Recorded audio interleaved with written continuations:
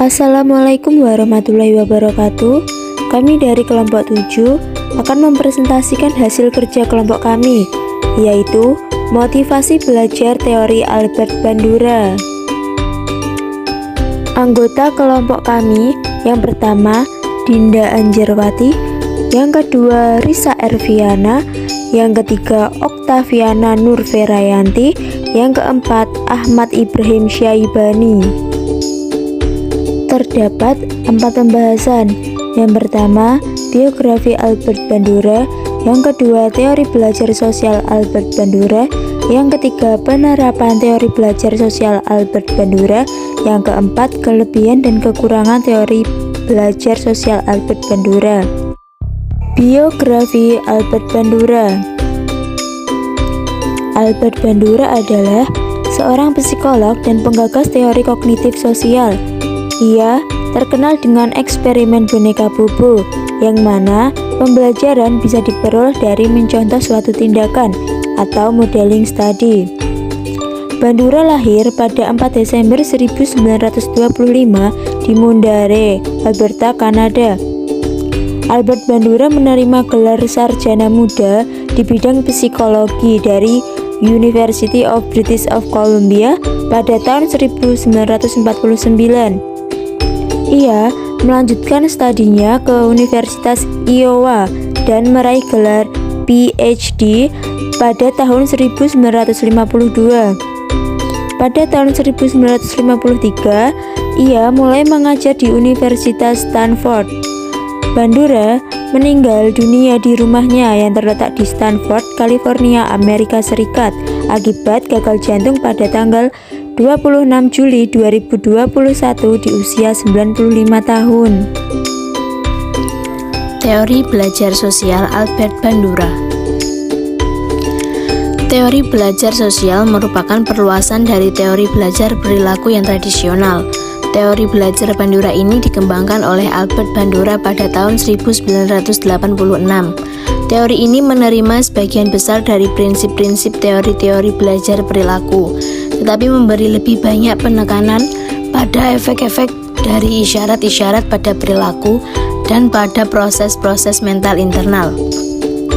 Salah satu asumsi paling awal mendasari teori-teori belajar Bandura adalah manusia cukup fleksibel dan sanggup mempelajari bagaimana kecakapan bersikap maupun berperilaku.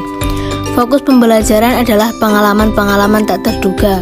Meskipun manusia dapat dan sudah banyak belajar dari pengalaman langsung, namun lebih banyak yang mereka pelajari dari aktivitas mengamati perilaku orang lain. Asumsi awal memberi isi sudut pandang teoritis Bandura dalam teori pembelajaran sosial. Observational learning atau modeling, pembelajaran pada hakikatnya berlangsung melalui proses peniruan atau pemodelan.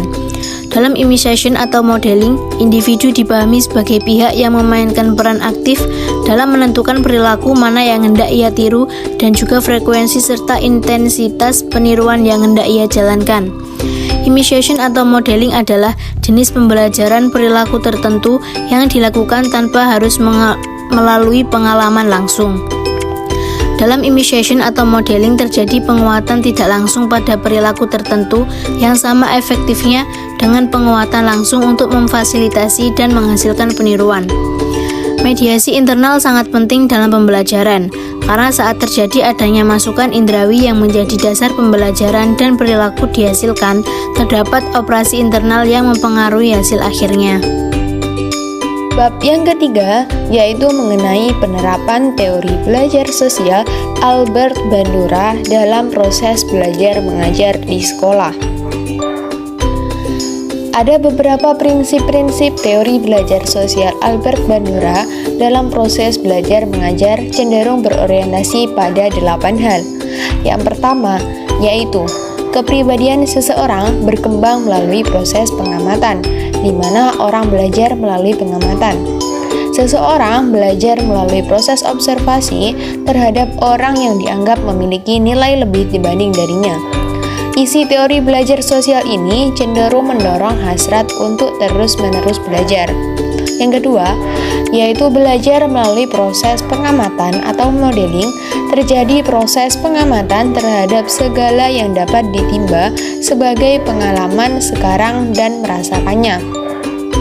Yang ketiga, yaitu determinisme resepukal dalam teori belajar sosial Bandura sebagai pendekatan yang menjelaskan tingkah laku manusia dalam bentuk hubungan interaksi timbal balik yang terus-menerus, merupakan penerapan makna belajar mengajar dalam fungsi dan daya pedagogis. Yang keempat, yaitu tanpa reinforcement. Menurut Bandura, reinforcement penting dalam menentukan apakah suatu tingkah laku akan terus terjadi atau tidak, tapi itu bukan merupakan satu-satunya pembentuk tingkah laku seorang individu. Yang kelima, teori belajar sosial berusaha menjelaskan tingkah laku manusia dari segi interaksi feedback yang berkesinambungan antara faktor kognitif, tingkah laku, dan faktor lingkungan. Yang keenam, teori belajar sosial Bandura dapat menerapkan prinsip pertumbuhan, kontinuitas, dan rekonstruksi selama berlangsung proses belajar mengajar. Yang ketujuh, mengkaji 4 tahap belajar dari proses pengamatan atau modeling yang terjadi dalam observational learning, yaitu terdiri dari atensi, retensi, reproduksi, dan juga motivasional. Yang terakhir, yaitu konsep dasar teori efikasi diri adalah adanya keyakinan bahwa setiap individu mempunyai kemampuan mengontrol pikiran, perasaan, dan perilakunya. Dengan demikian, efikasi diri merupakan masalah persepsi subjektif. Maksudnya, efikasi diri tidak selalu menggambarkan kemampuan yang sebenarnya, tetapi terkait dengan keyakinan yang dimiliki individunya. Kelebihan dan kekurangan teori belajar sosial Albert Bandura. Kelebihan teori belajar Albert Bandura: pendekatan sosialnya lebih menekankan pentingnya penelitian empiris dalam mempelajari perkembangan anak.